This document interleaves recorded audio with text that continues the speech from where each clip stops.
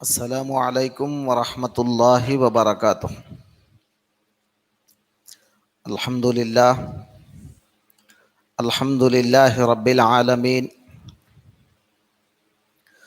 والصلاة والسلام علی رسولہ سید الانبیاء والمرسلین وعلی آلہ واصحابہ الطیبین الطاہرین، اما بعد فقد قال اللہ سبحانہ وتعالی فی القرآن المجید: اعوذ باللہ من الشیطان الرجیم، بسم اللہ الرحمن الرحیم، ان اللہ وملائکتہ یصلون علی النبی یا ایہا الذین آمنوا صلوا علیہ وسلموا تسلیما، اللہم صلی علی سیدنا وشفیعنا وحبیبنا ونبینا ومولانا محمد وعلی آل سیدنا ومولانا محمد النبی الأمی الذي قرنت البركة بذاته ومحياه وتعطرت العوالم بطيب ذكره ورياه۔ محترم سامعین اور ناظرین کرام، اللہ تبارک و تعالی جل شانہ و عم نوالہ کا بے انتہا و بے کرام فضل ہے کہ اللہ تبارک و تعالی نے آپ کو اور ہم کو پیارے آقا حضور رحمت للعالمین جناب محمد الرسول اللہ صلی اللہ علیہ وسلم کا امتی بنایا۔ اللہ تبارک و تعالی کا شکر ہے، احسان ہے کہ اللہ تبارک و تعالی نے آپ کو اور ہم کو آج الحمدللہ اس کے کلام کو سننے اور سمجھنے کی توفیق اللہ تعالی نے عنایت فرمائی، الحمدللہ ثم الحمدللہ۔ دوستو، ہمارا تفسیر کا عنوان الحمدللہ سورہ فاتحہ کے تکمیلے تک پہنچا، یعنی ہم نے سورہ فاتحہ کمپلیٹ کیا۔ تعوذ یعنی اعوذ باللہ من الشیطان الرجیم کے بارے میں 2 دن آپ کے سامنے بیان ہوا، اور تسمیہ یعنی بسم اللہ الرحمن الرحیم کے بارے میں 2 دن بیان ہوا، اور سورہ فاتحہ میں سمجھتا ہوں کہ تقریباً 7 دن یا 6 دن 7 دن ہم نے سورہ فاتحہ کے بارے میں سنا، 7 دن یا 8 دن لگاتار۔ آج انشاءاللہ تعالی ہم قرآن کا ایک معنی میں یوں سمجھ جائیے کہ سورہ فاتحہ تو چونکہ پوری قرآن کا جڑ ہے، سورہ فاتحہ تو پوری قرآن کا اصل ہے، اس کو بازو رکھ دیجئے آپ۔ اب قرآن کے جو سورتیں سورہ فاتحہ کو چھوڑ کر جو شروع ہوتی ہیں، ان میں سب سے پہلا جو سورہ ہے وہ سورہ بقرہ ہے۔ انشاءاللہ آج کے درس میں ہم سورہ فاتحہ کی ابتدا کرتے ہیں اور سورہ بقرہ کی ابتدا کرتے ہیں۔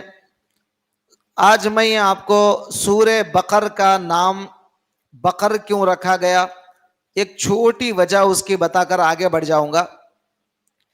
سورہ فاتحہ کا معنی جیسا کہ کھولنے والا، یعنی مطلب عربی میں تو مؤنث ہے، کھولنے والی بولتے ہیں، لیکن اردو میں ہم اس کو مذکر استعمال کرتے ہیں، کھولنے والا، ہر چیز کو کھولنے والا جیسا بولتے ہیں۔ اسی طرح یہ سورہ بقرہ، اس کو بقرہ بھی کہتے ہیں، بقرہ بھی کہتے ہیں، سورۃ البقرہ بھی کہتے ہیں، سورۃ البقرہ بھی کہتے ہیں، اور ہم عام طور پر سورہ بقرہ بھی کہتے ہیں۔ اب یہ استعمال پر ہے۔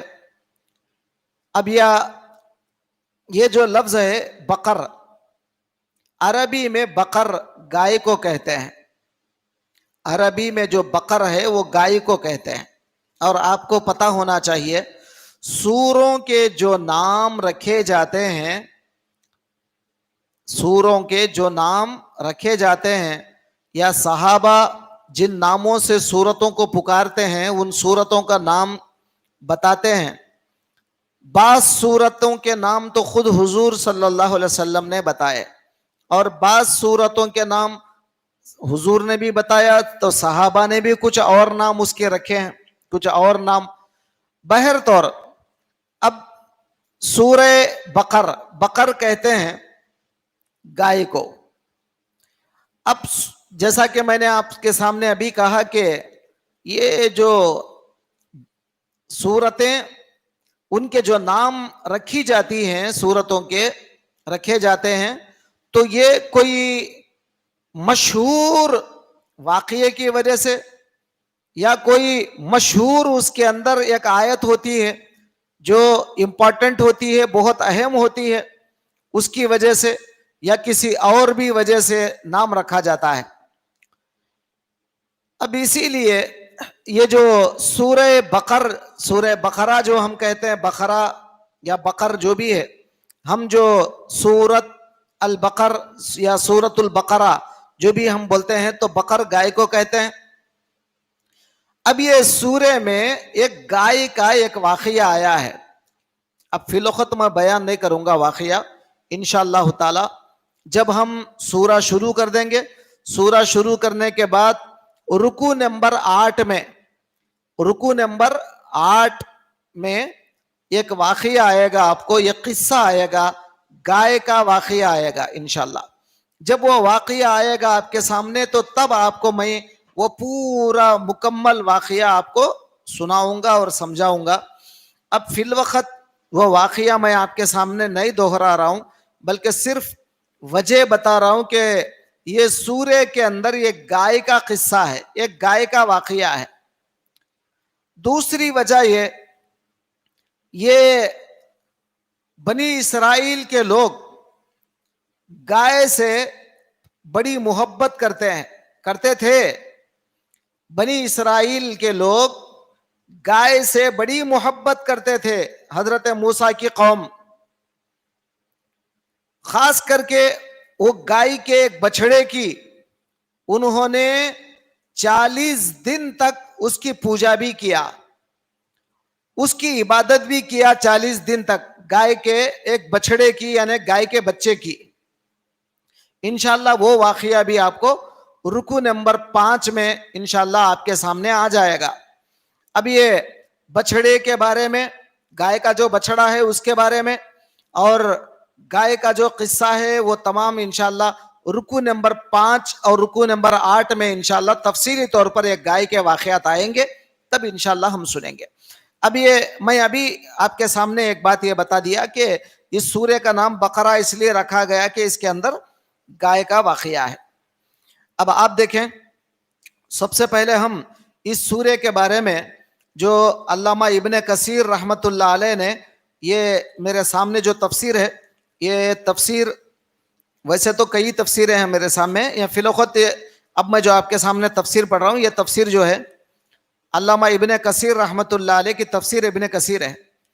हजरत फरमाते हैं, खमसतुम व इशरूना अलिफ, खमसतुम व इशरूना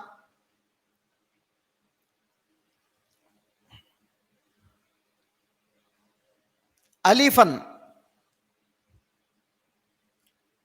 व खमसमिअति हरफन व सित्ततु आलाफ व मिअतु व इहदा व इशरूना कलिमा व मिअतानी व सित्ततु व समानुना आया फी अददिल कूफी व अदी अली इब्ने अबी तालिब रज़ियल्लाहु तआला। तो हजरत फरमाते हैं कि इस सूरे के अंदर 286 आयतें, 286 आयतें, यानी 286 आयतें इसके अंदर मौजूद हैं। और जो कलीमे हैं, कलीमा आप समझते हैं कलीमा किसको बोलते हैं? कलीमा, कलीमा के माने अल्हम्दु एक कलीमा, लिल्लाही एक कलीमा।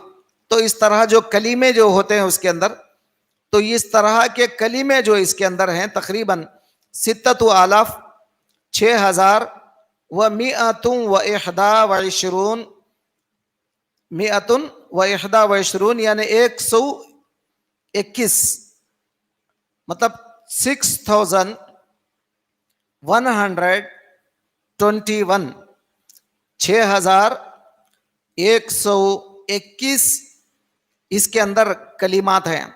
तो ये हजरत बयान फरमाते हैं, और इसमें जो हुरूफ हैं, हाँ ये हुरूफ बता रहे हैं, माफी चाहता हूं, ये हुरूफ बता रहे हैं हजरत। हुरूफ जो है ना इतने ज्यादा हैं, 6000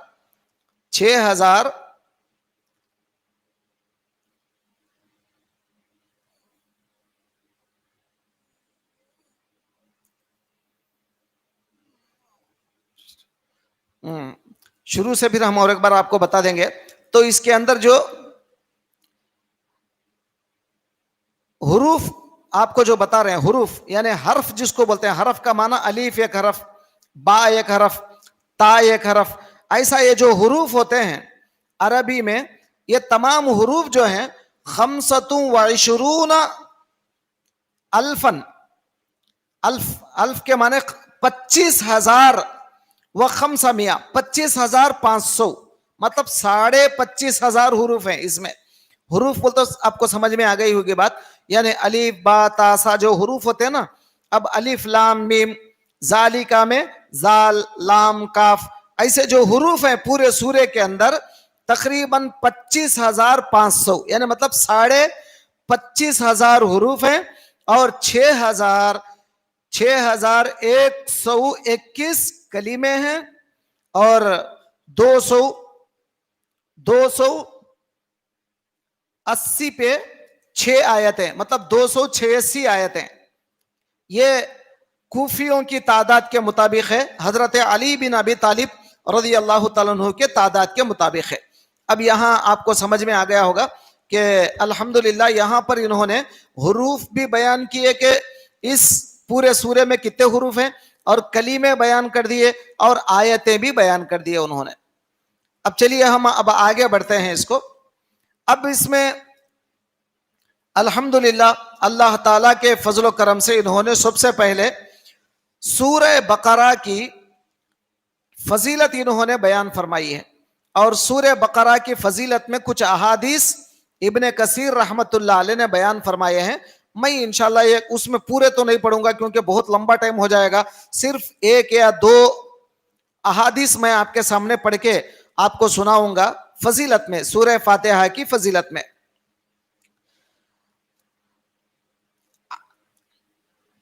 हद्दसना आजिम हद्दसना मुअतमर अन अबीही अन रजुलिन अन अबीही अन माक़ल बिन यसार रज़ियल्लाहु अन्हु अन्ना रसूलुल्लाह सल्लल्लाहु अलैहि वसल्लम क़ाल अल बक़रतु सनामुल कुरान व ज़रवतिह, अल बक़रतु सनामुल कुरान व ज़रवतिह, नज़ला मअ कुल्ली आयतिन मिनहा समानून मलिकन, समानून मलकन, समानून मलकन, नज़ला मअ कुल्ली आयतिन मिनहा समानून मलकन। क्या फरमाते हैं हजरत माक़ल बिन यसार रज़ी अल्लाह तआला अन्हु रिवायत करते हैं कि हुजूर अकरम सल्लल्लाहु अलैहि वसल्लम ने फरमाया, सूरह फातिहा जो है पूरी कुरान का सनाम, सनाम कहते हैं चोटी, चोटी को। अब आप देखते हैं कि पहाड़, एक पहाड़ होता है, एक पहाड़ होता है, पहाड़ के ऊपर जो सबसे ऊंचा जो हिस्सा होता है, सबसे ऊपर का, वो बड़े ऊपर के हिस्से को अरबी में कहते हैं चोटी। अब आमतौर पर औरतें जो क्या बोलते हैं चोटियां जो डालती हैं, उसका नाम भी चोटी इसलिए रखा गया कि वो इंसान के जिस्म में सबसे ऊपर रहता है। अगर सबसे नीचे रहा तो फिर दुम बन जाएगा, तो सबसे नीचे अगर जो है चोटी आ जाए तो उसको दुम बोलेंगे आप। लेकिन अब यहां पर चूंकि औरतों के लिए भी सबसे ऊपर होता है, इसीलिए उसका नाम चोटी है, तो अरबी में उसको सनाम कहते हैं। यानी मतलब जैसे पहाड़ की ऊंचाई, सबसे ऊंची जो चीज होती है उससे ऊंचा कोई नहीं होता, उसको उर्दू में हम चोटी कहते हैं। तो ये पूरी कुरान की जो चोटी है, पूरी कुरान का एक मानो में सनाम है, अरबी में सनाम कहते हैं, वो है सूरह बकरा। सूरह बकरा जो है कुरान का, कुरान की चोटी है। और उसके बाद फिर हुजूर फरमाते हैं कि हर एक आयत के साथ, अब पता चला कितने आयतें बताया मैंने, 286 आयतें, मतलब 86 آیتیں ہیں اس کے اندر، اور ہر آیت کے ساتھ 80 ملکن، 80 فرشتے اس آیت کے ساتھ نازل ہوئے. 80 فرشتے ایک ایک آیت کے ساتھ. اللہ اکبر. ایک ایک آیت کے ساتھ 80 فرشتے دنیا کے اندر نازل ہوئے. 80 فرشتے ایک آیت کے ساتھ. اور ویسے آیتیں کتنے ہیں؟ 286 آیتیں ہیں. مطلب ہمارے وجے واڑے کی لینگویج میں اگر میں بولوں تو 280 پہ 6 آیتیں ہیں. اب آگے میں اور ایک بات آپ کو بتا دوں، اور ایک حدیث. حضور اکرم صلی اللہ علیہ وسلم نے ارشاد فرمایا، یہ راوی ہیں عن ابی ہریرہ رضی اللہ عنہ قال قال رسول اللہ صلی اللہ علیہ وسلم لکل شیء سنام وان سنام القرآن سورۃ البقرہ وفیہا آیۃ ہی سیدہ ای القرآن، یعنی آیت الکرسی. فرمایا حضرت ابو ہریرہ رضی اللہ تعالیٰ عنہ کے راوی ہیں، فرماتے ہیں کہ قرآن، سرکار دو عالم صلی اللہ علیہ وسلم نے فرمایا کہ قرآن کی جو چوٹی ہے وہ سورہ بقرہ ہے. پوری قرآن کی جو چوٹی ہے وہ سورہ بقرہ ہے، اور اس کے اندر ایک آیت ہے، وہ آیت یعنی سورہ بقرہ کے اندر ایک آیت ہے، وہ آیت پورے سورہ بقرہ کی سردار ہے. سورہ بقرہ کے اندر ایک آیت ہے، وہ آیت پوری سورہ بقرہ کی سردار ہے. وہ آیت کیا ہے؟ آیت الکرسی. اللہ لا الہ الا هو الحی القیوم، وہ پوری جو آیت ہے نا آیت الکرسی، وہ پورا جو ہم پڑھتے ہیں ولا یعودہ حفظہما وہو العلی العظیم تک جو پڑھتے ہیں، وہ پوری جو آیت ہے، وہ آیت پوری قرآن مطلب پورے سورہ بقرہ کی جڑ ہے. وہ اب اس روایت کو نسائی اور ابن ماجہ نے روایت فرمایا. اس روایت کو انہوں نے بیان فرمایا، ترمذی میں بیان فرمایا. اب دوسری اور ایک حدیث ہے مسند احمد میں اور صحیح مسلم میں، ترمذی میں اور نسائی میں. یہ 4 حدیث کی کتابوں میں یہ حدیث مروی ہے. فرماتے ہیں عن سہیل بن ابی صالح عن ابی ہریرہ رضی اللہ عنہ ان رسول اللہ صلی اللہ علیہ وسلم قال لا تجعلوا بیوتکم قبورا فإن البیت الذی یقرأ فیہ سورۃ البقرہ لا يدخلہ الشیطان. اب کیا فرمایا جا رہا ہے کہ حضرت ابو ہریرہ رضی اللہ تعالیٰ عنہ اس کی روایت فرماتے ہیں، فرمایا کہ سرکار دو عالم صلی اللہ علیہ وسلم نے فرمایا کہ تم اپنے گھروں کو قبرستان مت بناؤ، اپنے گھروں کو قبرستان مت بناؤ، کیونکہ جس گھر کے اندر سورہ فاتحہ پڑھا جاتا ہے اس کے اندر شیطان داخل نہیں ہوتا. جس گھر کے اندر سورہ بقرہ پڑھا جاتا ہے اس گھر میں شیطان داخل نہیں ہوتا. لہذا شیطان جس گھر میں آ جاتا ہے وہ قبرستان بن جاتا ہے. اسی لیے شیطان کو بھگانے کے لیے سورہ بقرہ پڑھ لیا کرو. اب اس کے بعد اور ایک حدیث پاک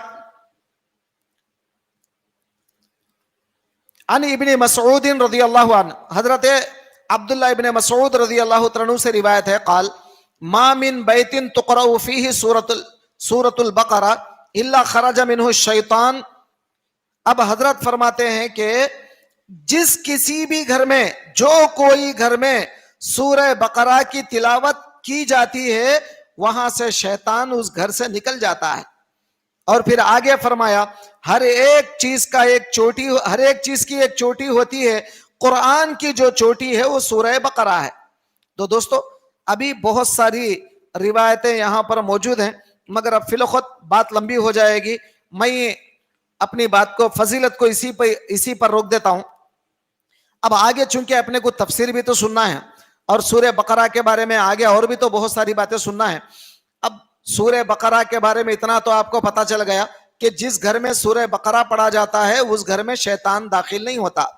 اب اور ایک چھوٹی سی حدیث ہے وہ بھی آپ کو بیان کر دوں. فرمایا سرکار دو عالم صلی اللہ علیہ وسلم فرماتے ہیں کہ اگر کسی نے سورہ بقرہ کی ابتدائی آیتیں، ابتدائی مطلب کیا؟ अलिफ लाम मीम से मुफलिहून तक इब्तदाई आयतें पढ़ लिया, अलिफ लाम मीम से मुफलिहून तक। उसके बाद आयतल कुर्सी को रुकू तक पढ़ा। रुकू यानी युखरिजुहुम मिनज़्ज़ुलुमाति इलन-नूर वल्लज़ीना कफ़रू औलियाहुमुत तागूत युखरिजूनहुम मिनन-नूर इलज़-ज़ुलुमात उलाइका अस्हाबुन नार हुम फ़ीहा खालिदून। जो रुकू तक है आयतल कुर्सी के बाद, वो रुकू तक पढ़ लें। उसके बाद आखिरी जो आयतें हैं सूरह बकर की आखिरी आयतें आमन रसूल से लेके खत्म तक, ये तीन, कम से कम पूरा सूरह बकरा, क्योंकि पूरा सूरह बकरा कम से कम 2.5 पारे के करीब करीब है, 2.5 पारे के करीब करीब है।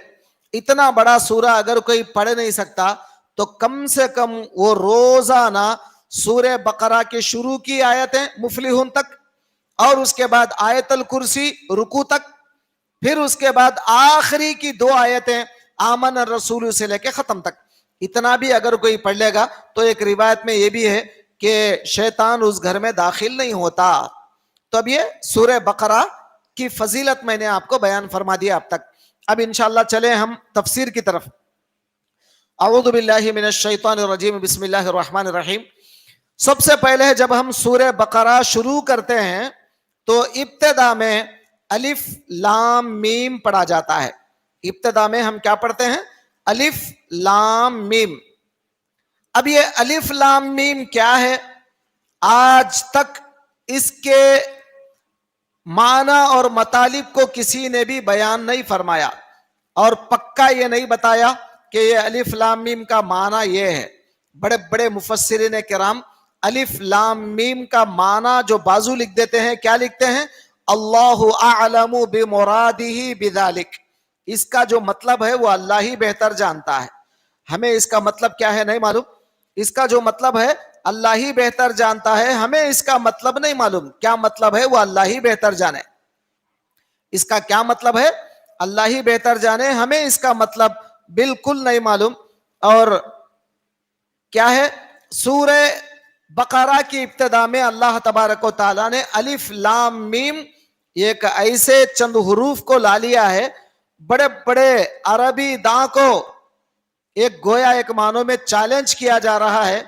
और उस जमाने में जो शेर व शायरी में गुफ्तगू करते थे, रसूलुल्लाह सल्लल्लाहु अलैहि वसल्लम के दौर में शेर व शायरी में बातें करते थे। सरकार दो आलम सल्लल्लाहु अलैहि वसल्लम के दौर में जब भी अगर कुछ बात करे तो अरबी की फसाहत और बलागत उनकी एक निशानी बन गई थी। ऐसे बड़े बड़े अरबी दां लोगों से अल्लाह तबारक व तआला ने चंद ऐसे हुरूफ का मजमुआ सूरह बकरा की इब्तिदा में रख दिया कि वो हुरूफ का मतलब क्या है किसी को समझ नहीं आता। अब सरकार दो आलम सल्लल्लाहु अलैहि वसल्लम ने भी इसका मतलब नहीं बताया। अलबत्ता होगा इसका मतलब सरकार जानते होंगे, मगर सरकार ने इस राज को इफ्शा नहीं फरमाया, हुजूर ने इस राज को नहीं बताया। अब बाज मुफस्सिरीन किराम, अक्सर मुफस्सिरीन तो ये बता दिए हैं कि ये हुरूफ मुक़त्तआत हैं। मुक़त्ता के माने अरबी में कटे हुए हुरूफ, मुक़त्तआत के माने कटे हुए हुरूफ। जैसे अंग्रेजी में अल्फाबेट्स जो होते हैं ए बी सी डी, इसको जो है ना अल्फाबेट्स कहते हैं। अगर कोई आदमी ये पूछे कि भाई बी का माना क्या है, अगर कोई ये बोले सी का माना क्या है, अगर कोई ये बोले यम का माना क्या है, क्या बताएंगे आप? ये हुरूफ का माना क्या बताएंगे आप? अगर कोई कुछ हुरूफ को मिलाया जाता है, मिसाल के तौर पे बी के साथ ओ के अगर लगा देंगे, चंद हुरूफ को अगर जमाएंगे, बुक बनेगा, उसका एक माना निकलेगा। अल्लाह तबारक व ताला कुरान, पूरी कुरान जब अल्लाह ने जो है नाजिल फरमा दिया, इतना बड़ा कलामुल्लाह जब कुरान नाजिल हुआ, लेकिन चंद ऐसे हुरूफ को अल्लाह ने सूरतों के शुरू में रख दिया। ये दरअसल बड़े बड़े अरबी दां लोगों को एक चैलेंज है कि वो लोग अगर उनके पास ताकत है तो इसका माना बताएं, इसका मतलब बताएं, मगर कोई नहीं बता सकता। आज तक अल्लाह ने इसके असरार और मफाहिम को किसी को नहीं बताया। हाँ, अलबत्ता कुछ अल्लाह वाले लोग जिनके कुलूब, जिनके दिलों को अल्लाह ताला ने नूरे ईमान से भर दिया है, ऐसे कुछ अल्लाह वाले अपनी सोच लगाकर कुछ बातें बताए हैं। لیکن ہم حتمی طور پر ہم یہ نہیں کہہ سکتے کہ وہی صحیح ہے. البتہ یہ صرف بول لینے کو کام آتا ہے کہ فلاں مفسر نے یہ کہا ہے، فلاں مفسر نے یہ کہا ہے، صرف بولنے کو آتا ہے، لیکن حقیقت میں الف لام میم کا معنی کیا ہے وہ اللہ ہی بہتر جانے. اب بعض مفسرین اپنی طرف سے کچھ سوچتے ہیں اور وہ لوگ جو ہے بیان کرتے ہیں. اب مثلا میرے دماغ میں ایک بھی بات آ گئی، حالانکہ صحیح تو ہو نہیں سکتا، صرف میں آپ کو بتا رہا ہوں. یہ مت سمجھنا کہ الف لام میم کا معنی یہی ہے، ایسا کبھی بھی مت سمجھنا. الف لام میم کا جو معنی ہے وہ تو اللہ ہی بہتر جانے، کسی کو پتا نہیں. لیکن عقل کے گھوڑے دوڑاتے ہیں نا کچھ لوگ کہ اس کا مطلب یہ ہو سکتا ہے، اس کا مطلب یہ ہو سکتا ہے. تو اب ہم بھی اگر سوچے تو شاید اس کا مطلب یہ بھی نکلے، الف کا مطلب اللہ، لام کا مطلب لا الہ الا اللہ، میم کا مطلب محمد رسول اللہ. یہ بھی تو ہو سکتا ہے، لیکن یہ کوئی گارنٹی نہیں ہے اور یہی کوئی صحیح بات بھی نہیں ہو سکتی، کیونکہ اللہ بہتر جانے، ہمیں کیا پتا. صرف عقل کے گھوڑے دوڑائیں گے تو جو چاہے نکال سکتے ہیں آپ، جو چاہے مطلب اس کا بول سکتے ہیں. اسی طرح بعض جو ہے اللہ والوں کو یہ اس کا مطلب بھی جو ہے ان کے سینوں پر واضح ہوا، ان کے سینوں پر اس کے اسرار بھی جو ہے واضح ہوئے. اب بعض لوگوں نے اپنے عقل کے گھوڑے دوڑائے، جیسا انہوں نے بھی کچھ سوچا اس کے بارے میں اور کچھ اپنے عقل کے حساب سے بتایا. دیکھیے انسان جب عبادت کرتا ہے، توجہ فرمائے، انسان جب عبادت کرتا ہے، نماز خاص کر کے افضل عبادت ہے، تمام عبادتوں میں سب سے اعلیٰ درجے کی عبادت ہے نماز. جب بندہ نماز پڑھتا ہے تو اس کے اندر سب سے پہلے ایک ہوتا ہے قیام، ایک ہوتا ہے قیام یعنی کھڑے ہونا، اور ایک ہوتا ہے رکوع یعنی جھکنا، ایک ہوتا ہے سجدہ یعنی اللہ کے سامنے اپنا سر جھکانا، اور اس کے علاوہ ایک ہوتا ہے قاعدہ، ایک ہوتا ہے قاعدہ یعنی بیٹھنا. اب اللہ تعالیٰ قیام کے بارے میں فرمایا قوموا للہ قانتین، اللہ تعالیٰ کے لیے کھڑے ہو جاؤ اطاعت گزار بن کر. اور رکوع کے بارے میں اللہ نے قرآن میں فرمایا وَارْكَعُوا مَعَ الرَّاكِعِينَ، رکوع کرنے والوں کے ساتھ رکوع کرو. اب سجدے کے بارے میں یہ کہا، اب سجدے کی آیت ہے، میں نہیں پڑھوں گا، ترجمہ کر دیتا ہوں، سجدہ کر اور قریب ہو جا. تو اب آپ دیکھیے سجدے کے بارے میں اللہ نے کہا سجدہ کر قریب ہو جا، رکوع کے بارے میں کہا کہ رکوع کرنے والوں کے ساتھ رکوع کرو، اور قیام کے بارے میں کہا کہ جو قیام کر رہے ہیں تو قوموا للہ قانتین، اللہ تعالیٰ کے لیے اطاعت گزار بندے بن کر کھڑے ہو جاؤ. اب یہ تینوں حالتیں اللہ کو بڑی پسند ہے. اب اگر کوئی آدمی بیٹھنا چاہتا ہے قاعدے میں تو اللہ تبارک و تعالیٰ ذکر کے بارے میں فرمایا اگر تم کو ذکر کرنا ہے تو ایک کام کرو، توجہ فرمائیں، ذکر اگر تمہیں کرنا ہے تو ایک کام کرو، کھڑے ہو کر ذکر کرو. وَاذْكُرُوا اللَّهَ قِيَامًا وَقُعُودًا وَعَلَى جُنُوبِهِمْ، تم یا تو کھڑے ہو کر اللہ کا ذکر کرو، یا تو بیٹھ کر اللہ کا ذکر کرو، بیٹھے بیٹھے اللہ کا ذکر کرو، یا لیٹ کر اللہ کا ذکر کرو، لیٹے لیٹے اللہ کا ذکر کرو. تینوں حالتیں ہیں. نماز جب بندہ پڑھتا ہے یا تو کھڑے ہو کر پڑھتا ہے یا تو بیٹھ کر پڑھتا ہے، اور اس کے بعد اگر اللہ کا ذکر کرتا ہے تو اللہ نے حکم کیا دیا؟ کھڑے ہو کر عبادت کرو. اگر عبادت کرنے کی طاقت نہیں تو بیٹھ کر عبادت کرو، وہ بھی طاقت نہیں تو لیٹ کر عبادت کرو. یہ تینوں حالتیں بتا دیا. اب اس میں خاص کر کے کیا بتایا؟ اگر کھڑے ہو کر پوری نماز پڑھتے ہیں اس میں قیام ہے، رکوع ہے، سجدہ ہے، قاعدہ ہے. یہ چار چیزیں نماز کے اندر موجود ہیں. اب دیکھیے الف لام میم، یہ میں اپنی طرف سے نہیں بتا رہا ہوں، بعض مفسرین نے جو بتایا وہ بتا رہا ہوں. الف لام میم یہ تین حرف ہیں. ایک حرف جو الف ہے سیدھا کھڑا ہوا ہوتا ہے، الف ایسا، الف کیا ہے؟ سیدھا کھڑا ہوا ہوتا ہے. اب لام اس طرح ہوتا ہے، لام ایسا، لام اس طرح ہوتا ہے. تو گویا بندہ جب قاعدے میں بیٹھتا ہے دونوں پیر ایسا موڑ لے کے، جب بندہ اس طرح قاعدے میں بیٹھ جاتا ہے ایسا اور ایسا جو ہو جاتا ہے وہ لام کی شکل، لام کے جیسی شکل میں بن جاتا ہے. اب جب بندہ سجدے میں جاتا ہے، حالت سجدے میں اب میم کی شکل میں بن جاتا ہے، ایسا میم جیسا ہوتا ہے نا، ایسا میم کی شکل میں بندہ بن جاتا ہے. تو الف قیام کو بتا رہا ہے, لام قاعدے کو بتا رہا ہے, اور میم جو ہے سجدے کی حالت کو بتا رہا ہے. یہ تینوں حالتیں بھی اللہ کو بڑی پسند ہیں. اس کے علاوہ جیسا میں نے آپ کو اور بھی کہا, قیاماً وقعوداً وعلی جنوبہم, اللہ کا ذکر کھڑے کھڑے کرو, بیٹھے بیٹھے کرو, یا لیٹے لیٹے کرو. تو آپ دیکھیے جب بندہ کھڑے ہو کر اللہ کا ذکر کرتا ہے تو الف کی طرح بن جاتا ہے. جب بندہ بیٹھ کر اللہ کا ذکر کرتا ہے لام کی طرح بن جاتا ہے. لام ایسا ہوتا ہے جیسا کرسی جو ہوتی ہے آپ کے ایسا, تو اسی طرح لام ایسا ہوتا ہے. تو بیٹھ کر جب بندہ عبادت کرتا ہے تو لام کی شکل میں بن جاتا ہے. اب جب بندہ لیٹ کر جب عبادت کرتا ہے تو جیسا لیٹ جاتا ہے تو کم سے کم اس کا سر اور اس کا پورا جسم, تو اس کی منڈی اور جسم مل کر پورا ایسا میم کی شکل بن جاتی ہے. تو یہ سب اپنی عقل کے گھوڑے دوڑاتے ہیں, یہ کوئی صحیح نہیں ہے. آپ یہ مت سمجھنا کہ یہی جو ہے الف لام میم کی تفسیر ہے, ایسا کبھی مت سمجھنا. یہ سب اپنے اپنے مفسرین اپنے عقل کے گھوڑے دوڑاتے ہیں اور اس کے بارے میں سوچ کر ان پر جو باتیں ان پر کھلی وہ بتاتے ہیں. لیکن جب حضور اکرم صلی اللہ علیہ وسلم نے اس کے بارے میں نہیں بتایا تو پھر ہم کوئی فیصلہ نہیں کر سکتے کہ اس کا مطلب یہی ہے, ہم نہیں بتا سکتے. اللہ بہتر جانے, ہمیں کیا پتا اس کا معنی کیا ہے الف لام میم کا, اللہ ہی بہتر جانے, اللہ ہی بہتر جانے. اب سرکار دو عالم صلی اللہ علیہ وسلم نے الف لام میم کے بارے میں کیا فرمایا کہ ایک حدیث پاک میں اگر کوئی بندہ الف کہتا ہے, مطلب قرآن اگر پڑھتا ہے, اگر کوئی بندہ قرآن پڑھتا ہے, ایک حرف کے بدلے میں 10 نیکیاں اللہ اس کو دیتے ہیں. ایک حرف اگر پڑھے گا اللہ تعالیٰ اس کو 10 نیکیاں دیتے ہیں. اب اگر سرکار نے فرمایا اگر کسی نے الف کہا تو 10 نیکیاں, اگر کسی نے لام کہا تو 10 نیکیاں, اور اگر کسی نے میم کہا تو 10 نیکیاں, پورے ٹوٹل اس کو 30 نیکیاں مل جائیں گے الف لام میم کہنے سے.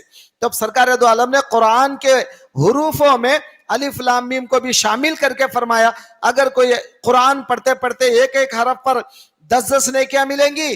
اب مثال کے طور پہ سرکار نے الف لام میم کو رکھا, یہ ایک بات ہوئی. اب اور ایک بات بھی یہ ہوئی, ایک واقعہ یہ بھی ہے کہ سرکار دو عالم صلی اللہ علیہ وسلم کے پاس کچھ عیسائی لوگ آئے, کرسچنز, کچھ عیسائی لوگ سرکار کے پاس آئے, اور ان میں ایک مالدار آدمی تھا, اور ایک جو ہے نا قبیلے کا بڑا سردار تھا, اور ایک بہت بڑا ان کا پاسٹر تھا, ان کا عالم تھا. تقریباً 60 لوگ تھے. یہ سورہ آل عمران جب نازل ہو رہا تھا, میں فی الوقت سورہ بقر کی بات نہیں کر رہا ہوں, سورہ آل عمران کی بات کر رہا ہوں جو سورہ بقرہ کے بعد کا سورہ ہے.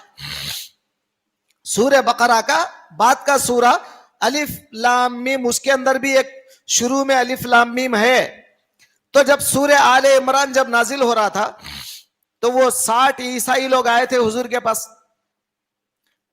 سرکار سے پوچھا آپ کے اوپر کیا نازل ہوا, تو حضور سورہ آل عمران کی تلاوت کر رہے تھے.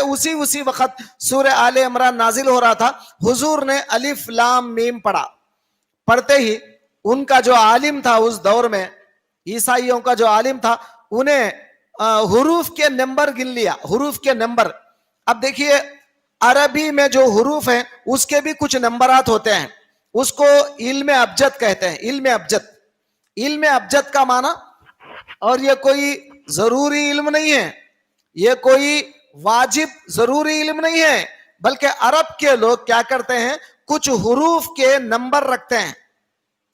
اب جیسا آج کل ہم لوگ کیا کرتے ہیں 786 لکھتے ہیں, 786. اب فون نمبروں میں بھی 786 کی دھوم ہے, جہاں بھی جو ہے 786 آتا ہے تو لڑتے ہیں بھائی 786 کا نمبر دو ہمارے کو.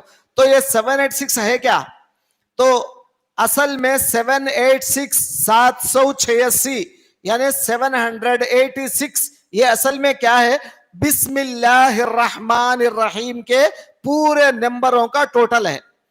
با کے 2, سین کے 60. اب آپ ویڈیو کے اندر ہے نا, آپ ویڈیو ریپلے کر کے دیکھ سکتے ہیں, بعد میں آپ گن سکتے ہیں, گن لیجئے بعد میں. بے کے 2, سین کے 60, میم کے 40, بسمی ہو گیا. اللہ الف کا 1, لام کے 30, میم کے ہے کے اللہ, ڈبل اللہ کے اندر ڈبل لام ہے. الف کا ایک لام, لام 2 لام ہے, ایک لام کے 30, دوسرے لام کے 30, اور ہے جو ہے وہ ہے کے 5. سمجھ میں. اب اس کے بعد الرحمن, الرحمن میں 6 حرف ہیں. الف کا ایک, لام کے 30, رے کے 200, اور ہے کے 8, یہ کے 10, اور میم کے نون کے 40. رحمان کے اندر جو نون ہے, نون کے 50. الرحمن, اور ایک بار دیکھ لیں, الف کا ایک, لام کے 30, اور رے کے 200, رے کے جو ہے الرحمن یعنی رے کے 200, ہے کے 8, اس کے بعد میم کے 40, نون کے 50. الرحمن ہو گیا. اب الرحیم, الرحیم میں الف کا ایک, لام کے 30, رے کے 200, اور ہے کے 8, اور یہ کے 10, اس کے بعد میم کے 40. یہ پورے ٹوٹل اگر آپ کریں گے بسم اللہ الرحمن الرحیم کا پورا ٹوٹل کریں گے تو آپ کو ٹوٹل آئے گا 786. اسی طرح محمد کا اگر ٹوٹل کریں گے تو آپ کا نمبر آئے گا 92.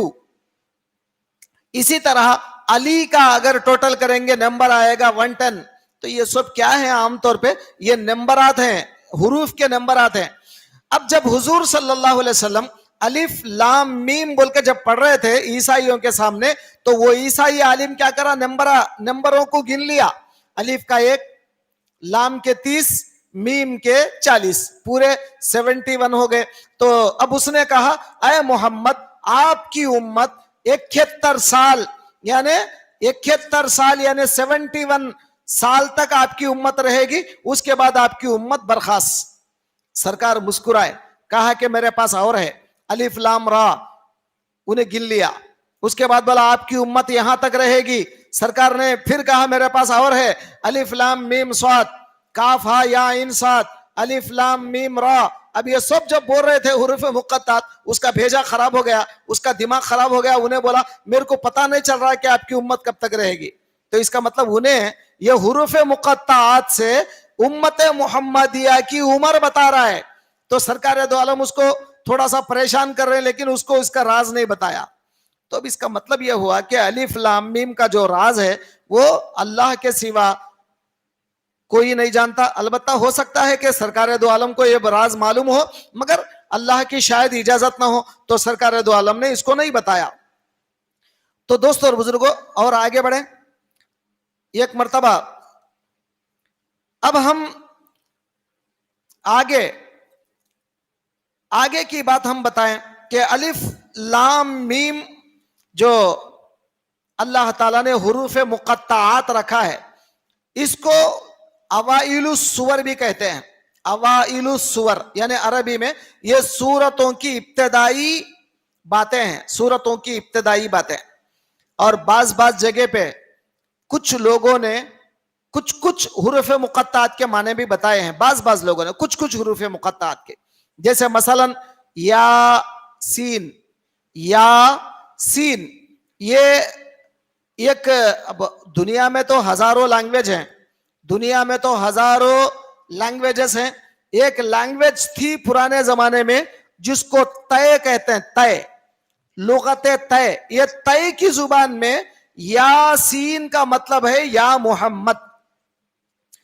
طے کی زبان, جیسا تیلگو ایک زبان ہے, انگریزی ایک زبان ہے, اسی طرح اردو ایک زبان ہے, ایسا ایک زبان کا نام ہے طے, لغت طے. یہ لغت طے میں یاسین کا مطلب ہے یا محمد.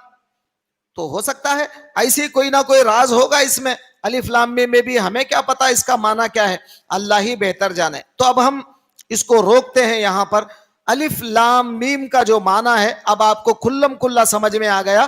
اللہ اعلم بمرادہ بذالک, یعنی اس کا مطلب کیا ہے, اللہ ہی بہتر جانتا ہے, کوئی آدمی اس کے بارے میں نہیں جانتا. اب آگے بڑھیں. ذالک الکتاب لا ریب فیہ, یہاں تک میں آج روک دوں گا. ذالک الکتاب لا ریب فیہ پہ روک دوں گا. اب ھدی للمتقین کل بیان کروں گا. ذالک الکتاب, اب پھر صرف آج ہم ذالک الکتاب کی گفتگو کریں گے. ذالک الکتاب یعنی وہ کتاب, وہ دیٹ بک. یہ کتاب بول کے نہیں بولا، حاضل کتاب نہیں ہے قرآن میں، ذالکل کتاب. اب یہاں پر ایک راز ہے، اللہ تبارک و تعالی اگر یہ بولتا حاضل کتاب لا ریب فیہ، یہ کتاب اس میں کوئی شک نہیں، اگر یہ بولتا تو یہ کتاب کا مطلب کیا؟ اب تک جو کتاب حضور کے اوپر نازل ہو گئی، ذرا توجہ فرمائیں، میں شروع میں بھی آپ کو بتایا تھا اور ابھی بھی بتا رہا ہوں، حضور صلی اللہ علیہ وسلم پر جو قرآن نازل ہوا 23 ایئرس، 23 سال کے اندر، 20 پہ 3 سال کے اندر پورا قرآن آیا، 20 پہ 3 سال میں. اب آپ بتائیے، سورہ بقرہ آیا، آنے کے بعد بھی تو اور بھی سورہ آئے نا، سورہ بقرہ کے بعد، سورہ بقر نازل ہونے کے بعد اس کے بعد اور بھی سورتیں آئی نا. اب اگر سورہ بقرہ میں ابتدا میں یہ آیت آ گئی، الف لام میم ذالک الکتاب، الف لام میم، یہ کتاب اس میں کوئی شک نہیں، یہ کتاب اس میں کوئی شک نہیں. اب یہ کتاب اگر بولیں گے ہم تو مطلب کیا نکلے گا؟ اب تک جو کتاب محمد رسول اللہ پر نازل ہو گئی، یہ کتاب یعنی جو اب آپ کے ہاتھ میں ہے، یہ اب کا تو اب نہیں، اب بولے تو اب نہیں، بلکہ سرکار دو عالم کے دور میں، حضور کے دور میں. اب مثال کے طور پر یوں سمجھ جاؤ، 114 سوروں میں سے، میں صرف مثال دے رہا ہوں آپ کے سمجھنے کے لیے، میں پکی بات نہیں بتا رہا ہوں، اندازے سے یوں سمجھ لو کہ سورہ بقرہ نازل ہونے سے پہلے 100 سورے، 70 سورے اگر آگے سمجھ جائیے، آپ مثال کے طور پہ یوں سمجھ جائیے، سورہ بقرہ سے پہلے 70 سورے آگے. ابھی بچے کتنے ہیں؟ ابھی کتنے بچے ہیں؟ یہ 14 اور یہ 30، مطلب ابھی 44 سورے، 44 سورے ابھی باقی ہیں. تو میں مثال دے رہا ہوں آپ کو، ابھی 70 سورے نازل ہونے کے بعد سورہ بقرہ آیا، اور اللہ تعالیٰ اگر اس میں بولا یہ کتاب اس میں شک نہیں اگر بولتا تو مطلب کیا نکلتا؟ یہ 70 جو سورے نازل ہوئے اس میں شک نہیں، ابھی جو 44 سورے آنے والے ہیں اس میں شک ہے، یہ مطلب نکلتا. آپ توجہ فرمائیں، یہ مطلب نکلتا کہ ذالک حاضل کتاب بولنے میں یہ معنی نکلتا. اب اللہ نے، کیونکہ اللہ تعالیٰ کے جیسا علیم، اللہ کے جیسا حکیم، اللہ کے جیسا حکمت والا دنیا میں کون مقابلہ کر سکتا ہے اللہ کی حکمت کا اور اللہ کے علم کا؟ ساری کائنات کو جو اللہ نے حکمت دیا وہ اللہ کی ایک چھوٹی حکمت کا پرتو ہے. ساری کائنات کو جو علم اللہ نے دیا، اللہ کے علم کا ایک چھوٹا سا ایک جز ہے، ایک چھوٹا سا حصہ ہے. اللہ کے علم کا کیا مقابلہ کریں، اللہ کے حکمت کا کیا مقابلہ کریں؟ تو اب ہماری سوچ کے حساب سے میں آپ کو یہ بتا رہا ہوں کہ اگر اللہ تعالیٰ یہاں پر حاضل کتاب اگر بولتا تو معنی کیا نکلتا؟ یہ کتاب اس میں شک نہیں، مطلب اب تک جو کتاب نازل ہوئی اس میں شک نہیں، اب آئندہ جو کتاب نازل ہونے والی ہے اس میں شک ہے، یہ معنی نکلتا. تو اسی لیے اللہ نے کہا ذالک الکتاب، وہ کتاب اس میں کوئی شک نہیں. تو اس کا مطلب اب جو کتاب تمہارے اوپر نازل ہوئی، اب جو نازل ہونے والی ہے، یہ تمام ٹوٹل ملا کر لوح محفوظ میں وہ کتاب موجود ہے. اصل کتاب کہاں ہے؟ اصل قرآن کہاں ہے؟ اصل اللہ کا کلام کہاں ہے؟ لوح محفوظ میں ہے وہ. اب یہ نہیں، وہ جو لوح محفوظ میں ہے وہ کتاب، اس میں کوئی شک نہیں.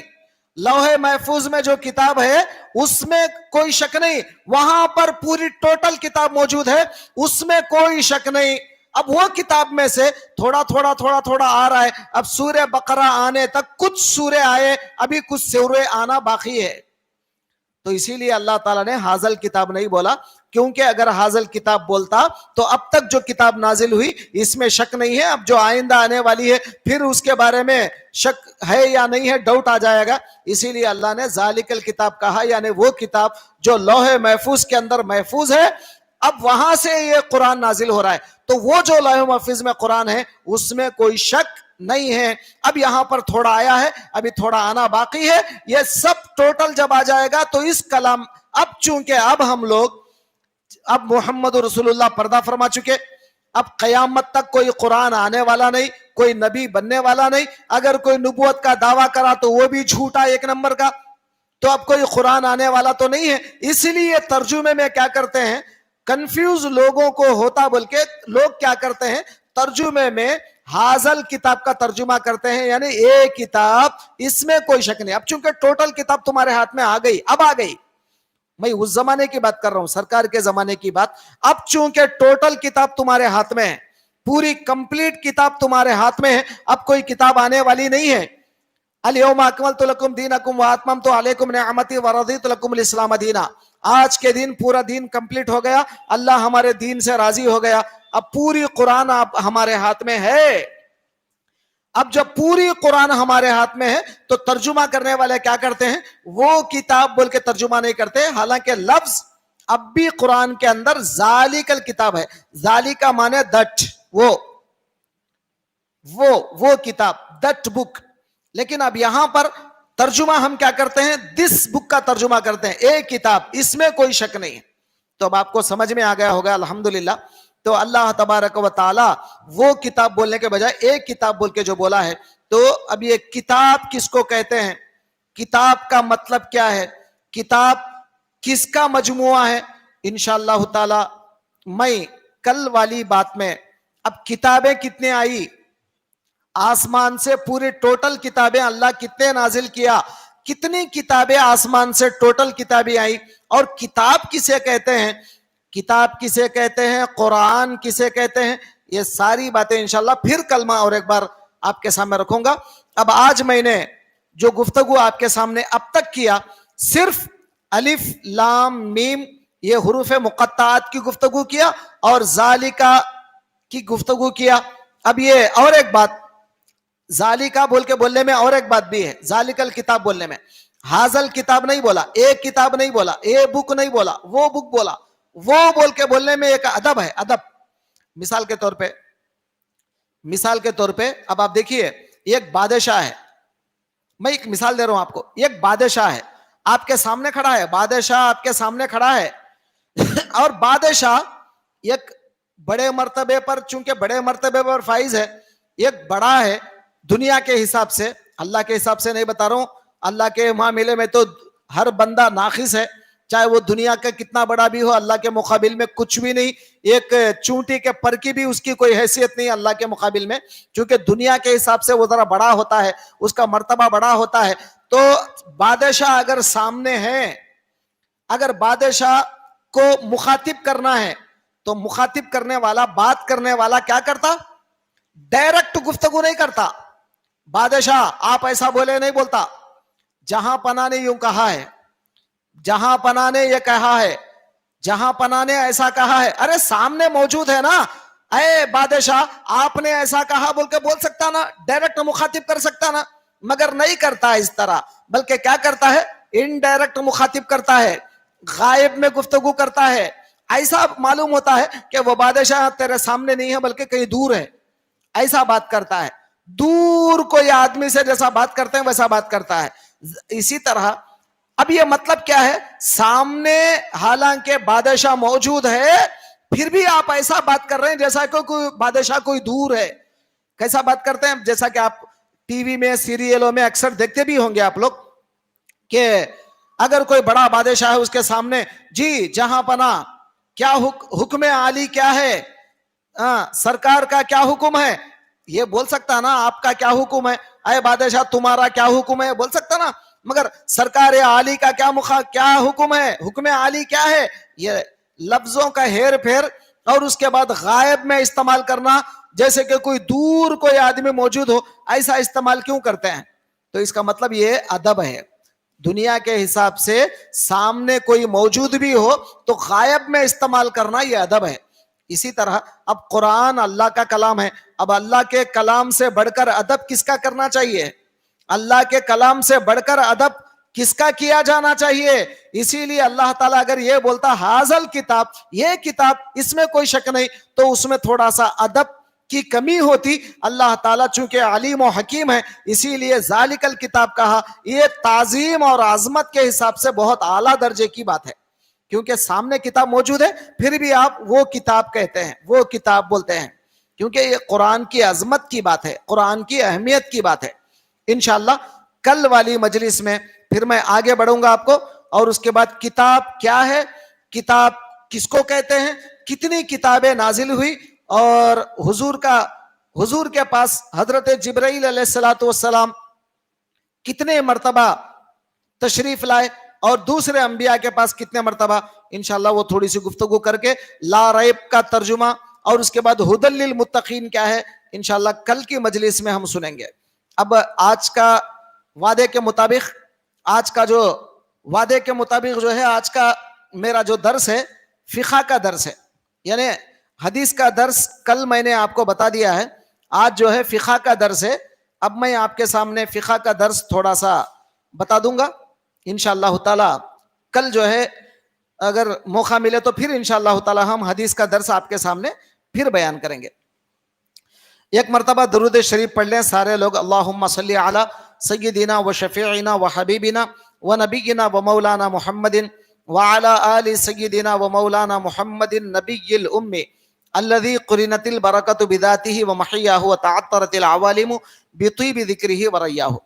मोहतरम बुजुर्ग और दोस्तों, अब तक मैंने दर्स फ़िक़ा में क्या बताया था कि वुज़ू के फ़राइज़, यानी वुज़ू के फ़राइज़ यानी वुज़ू में कितने फ़र्ज़ हैं, और वुज़ू की सुन्नतें, वुज़ू में सुन्नतें कितनी हैं, और ये बताया कि वुज़ू के मुस्तहब्बात क्या हैं, और ये भी बताया कि वुज़ू को तोड़ने वाली चीज़ें क्या हैं, वुज़ू को तोड़ने वाली चीज़ें क्या हैं, ये भी मैंने आपके सामने बताया।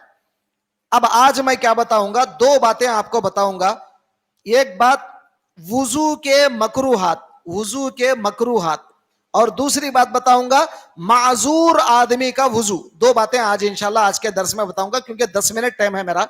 10 मिनट टाइम में दो बातें बता दूंगा। एक बात वुज़ू के मकरूहात, वुज़ू में क्या क्या चीजें मकरू हैं, क्या क्या काम करना मकरू है, मतलब अच्छा नहीं है, फला फला काम करेंगे तो अच्छा नहीं है, गलत है, मतलब वो गुनाह तो नहीं है, वो काम अगर आप करेंगे तो गुनाह नहीं है आपके लिए, मगर अच्छा नहीं है, कराहियत है इस काम में।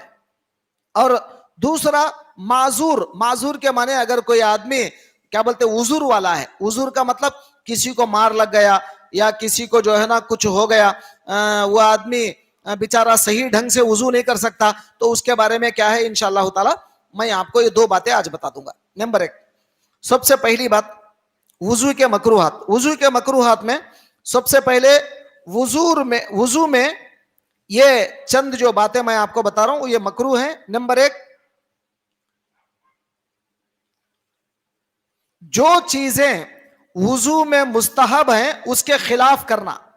अब जैसा आपको मुस्तहब्बात वुजू आपको बता दिया गया, क्या है, ऊंची जगह पे बैठना, जैसा बताया गया मुस्तहब्बात में ऊंची जगह पे बैठना, खिबले की तरफ बैठना, मिसवाक करना, ये तमाम चीजें, कुछ दुआएं पढ़ना वगैरह वगैरह, जितनी भी बातें जो बताया ना मुस्तहब्बात में, उसके खिलाफ करना ये मकरू है।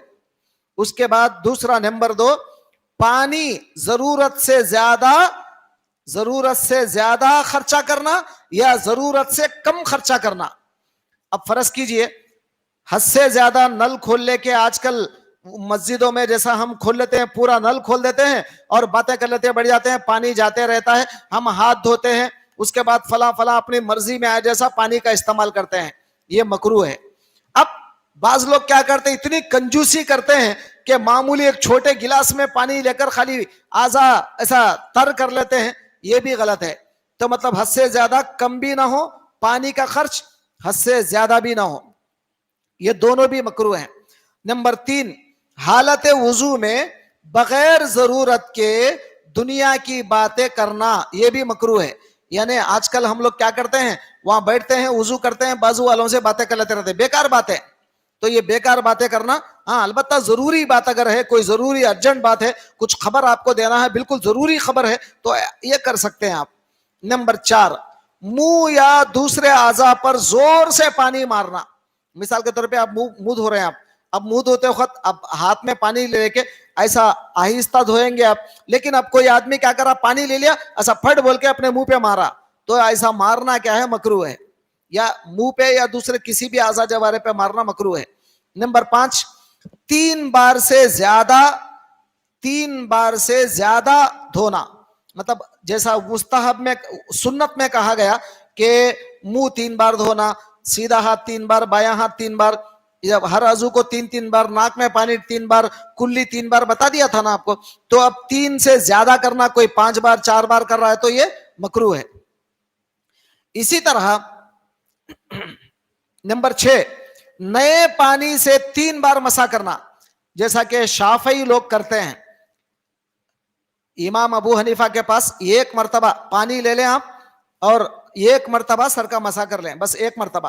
अब बाज लोग क्या करते हैं, ऐसा नया पानी लेते 3-3 बार मसा करते हैं, ये मकरूह है। नंबर 7, वुजू के बाद हाथों का पानी झटकना। अब जैसा हाथों का जो पानी है, कुछ लोग ऐसा झटकते हैं, वुजू कर लेते हैं, वुजू करने के बाद ऐसा झटकते हैं पानी, यह झटकना मकरूह है। उसके बाद नंबर 8, औरत के बचे हुए पानी से वुजू करना भी मकरूह है।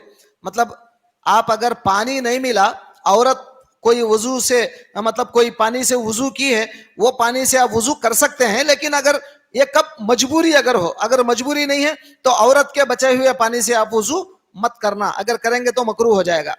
इसी तरह मस्जिद के अंदर वुजू करना, मतलब मस्जिद के अंदर, मस्जिद जहां नमाज पढ़ते हैं वहां पे वुजू कर लेना, ये गलत है। खैर आजकल मस्जिदों में ऐसा नहीं होता, बल्कि वुजू का इंतजाम अलग होता है।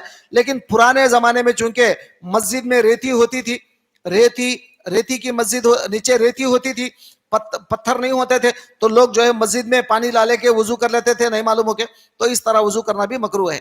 और नंबर 10, नजिस जगह पर वुजू करना। नजिस माने गंदे जगह पर, यानी आप जहां बैठे हैं वहां पर गंदगी है, पैखाना या पेशाब है या कोई गंदगी है, तो वहां पर बैठकर वुजू मत करना, ये अगर करेंगे तो ये मकरूह है। तो ये अब तक मैंने 10 बातें जो आपको बताया, ये वुजू के मकरूहात हैं।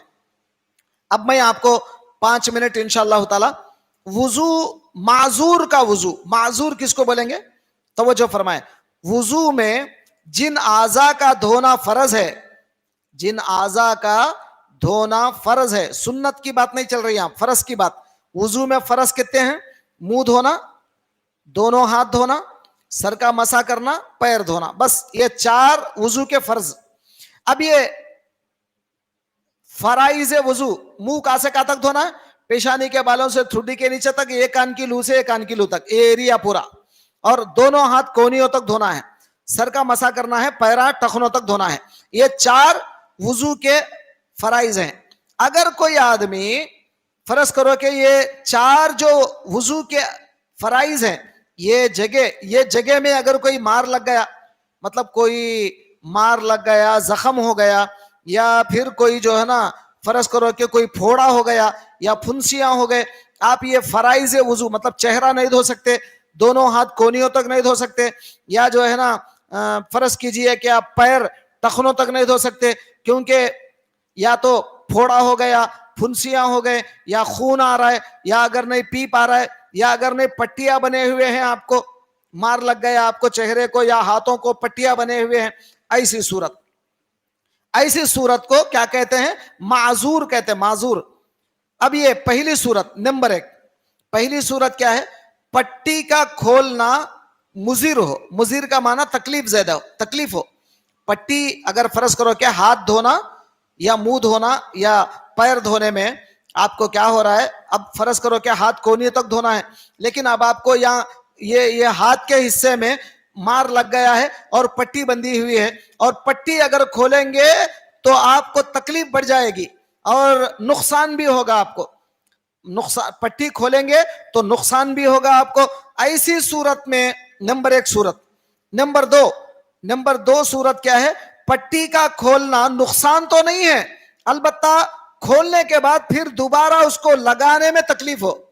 पट्टी के खोलने में कोई तकलीफ तो नहीं है, डॉक्टर तो कोई मतलब कुछ नहीं होता, पट्टी खोल सकते बोल के तो बोला, लेकिन आप पट्टी खोल के दोबारा बनना चाहेंगे तो आपको तकलीफ हो रही, दोबारा नहीं बन सकते आप। ये दूसरी सूरत है। तीसरी सूरत क्या है, पट्टी आप खोलने में भी कोई नुकसान नहीं और पट्टी खोलने के बनने में भी आपको कोई तकलीफ नहीं। तो ये 3 सूरतें हैं। अब 3 में से पहले की 2 सूरतों में, मतलब क्या, पहले की 2 हालतों में, पहले की हालत क्या है, पट्टी के खोलने में नुकसान हो। दूसरी सूरत क्या है, پٹی کے کھولنے میں نقصان نہیں ہے مگر بننے میں تکلیف ہے. یہ دونوں حالتوں میں آپ کیا کرنا چاہیے؟ اب پٹی بندی ہوئی ہے, یہ دونوں حالتوں میں آپ وضو کرنے کے بعد جتنا جگہ آپ دھو سکتے دھو لینا, اور جہاں نہیں دھو سکتے پٹی کے اوپر ہاتھ سے ایسا مسا کرنا, مسا خالی بھیگا ہاتھ لے کر, کچا ہاتھ لے کر اس کے اوپر صرف مسا کرنا بس کافی ہے آپ کے لیے, آپ اس کو دھونا ضروری نہیں ہے. اس کے بعد پھر اگر کسی شخص کو, فرض کیجئے کہ اگر کسی شخص کو ایسی بیماری ہو جس میں وضو کو توڑنے والی چیزیں بار بار آتی ہوں, جیسا کہ آپ کو اس سے پہلے بھی میں نے بتایا کہ وضو کو توڑنے والی چیزیں کیا ہیں؟ جسم سے کیا بولتے ہیں, خون یا پیپ نکل کر بہنا. فرض کرو کہ ایک آدمی ایسا ہے بیچارہ جسم پورا پھوڑے ہو گئے, خون نکلتا ہے بہتا ہے, اب انہیں وضو کرا بھی تو پھر دوبارہ خون نکل جائے گا, بہ جائے گا. ایک نمبر 1. نمبر 2 کیا, اگر پیشاب یا پیخانے کے راستے سے کوئی بھی چیز نکل گئی تو میں نے کہا آپ سے کہ وضو ٹوٹ جائے گا. اب بار بار اس کو جو ہے نا کیا بولتے, کچھ خطرے ٹپک جاتے ہیں بار بار, ایسا ایک بیماری کی وجہ سے ہوتا ہے جس کو عربی میں کہتے ہیں سلسلۃ البول, سلسلۃ البول کہتے ہیں. مطلب یہ بار بار پیشاب آتے رہنا اور خطرے ٹپک جانا, اس طرح کی ایک بیماری ہوتی ہے کچھ لوگوں کو. ایسی بیماری میں یا پھر وضو کے جو توڑنے والی چیزیں ہیں, مطلب گیس ٹربل ہے, گیس ٹربل. اب آج کل تو گیس کی وجہ سے بار بار ہوا نکل جاتی ہے, اب آدمی وضو بھی کرا تو پھر 5 منٹ میں وضو ٹوٹ جاتا ہے. تو اب آپ سمجھ گئے ہوں گے, کسی کو گیس کی شکایت ہے اور کسی کو جو ہے نا کیا بولتے ہیں خون پیپ نکل جاتا ہے, یا کسی کو پانی کے خطرے نکل جاتے ہیں, تو ایسی تمام صورتوں میں انہیں کیا کرنا چاہیے؟ ہر نماز کے لیے نیا وضو کرنا چاہیے. پرانا وضو اس کا کام نہیں آتا, ہر نماز کے لیے نیا وضو کرنے کی ضرورت ہے. اور اس کے بعد وضو اس کا جیسے ٹوٹ جاتا ہے, اور اگر ہو سکے تو فوراً وضو کر لے, یا اگر نہیں تو ہر نماز کے لیے وہ جو بھی اگر خطرے وغیرہ جاتے ہوں تو اس کو صاف کر لے کے ہر نماز کے لیے نیا وضو کرنا ایسے معذور کے لیے ضروری ہے. تو آج کی صحبت میں نے آپ کو کیا بتایا؟ 2 باتیں بتایا. ایک, وضو میں جو چیزیں مکروہ ہیں وہ بتایا. نمبر 2 کیا بتایا؟ اگر آپ کے جسم پر کوئی پٹی وغیرہ ہو تو آپ وہ پٹی پر مسا کر لیں. اگر پٹی کھولنے میں یا بننے میں تکلیف ہے تو آپ کیا کریں؟ وہ پٹی کے اوپر مسا کرنا جائز ہے آپ کے لیے. اب اور ایک بات میں کیا بتایا, اگر کسی کو وضو کو توڑنے والی چیزیں ہو جاتی ہو آٹومیٹک, مطلب گیس ٹربل ہو, ہوا نکل جاتی ہو, اگر کسی کو جو ہے نا پانی نکل جاتا ہو طہارت کی جگہ سے یا کسی اور جگہ سے, یا پھر اگر کسی آدمی کو خون یا پیپ بار بار نکل رہا ہو, تو ایسے تمام لوگ معذور کہلائیں گے. ایسے لوگ ہر وقت نیا نیا وضو کر لینا ان کے لیے ضروری ہے. پرانا جو وضو ہے ان کا نہیں چلتا. یعنی ظہر کی نماز میں وضو کر لیا تو وہ وضو اثر تک نہیں چلتا, 2 نمازیں ایک ساتھ نہیں پڑھ سکتا وضو سے, ہر نماز کے لیے اس کو الگ الگ وضو کرنا پڑے گا. تو یہ مسائل میں نے آج 2 مسائل بتائے. انشاءاللہ پھر کل یا پرسوں, کل تو پھر حدیث کا درس ہوگا, پرسوں انشاءاللہ تعالی پھر میں آپ کے سامنے دوبارہ پھر فقہ کے مسائل آپ کے سامنے بیان کروں گا. تو دعا کریں گے اللہ تعالیٰ سے کہ اللہ تبارک و تعالیٰ آپ کو اور ہم کو کہنے سننے سے زیادہ عمل کی توفیق دے دے. ہم سب کو کہنے سننے اچھا, صحیح کہنے, صحیح عمل کرنے, صحیح عمل کرنے کی اعلیٰ صلاحیت عطا فرمائے, ہمارے عمل میں اخلاص عطا فرمائے.